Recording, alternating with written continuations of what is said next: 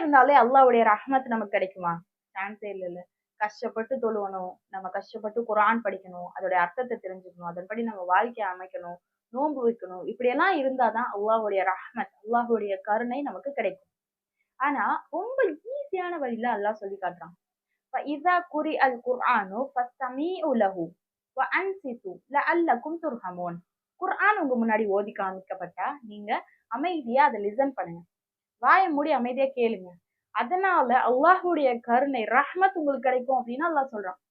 So பாருங்க, நம்ம கஷ்டப்பட்டு ஓதுறோம், நம்ம நோன்பு வைக்கிறோம், நம்ம ஜக்காத் குடுக்குறோம். அது எல்லாத்தையும் தாண்டி ஜஸ்ட் குர்ஆன் ஓதும்போது அமைதியா லிசன் பண்றோம்.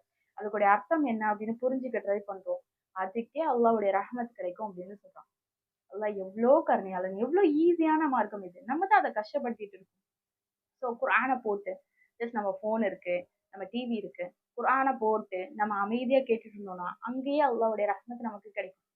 இன்ஷா அல்லாஹ் அல்லாஹ்வுடைய ரஹ்மத் என்றைக்குமே நமக்கு நிலவக்கூடிய மக்களாக நம்ம இருப்போம். அதற்காக துஆ செய்வோம். அஸ்ஸலாமு அலைக்கும் வரஹ்மத்துல்லாஹி வபரகாத்துஹு.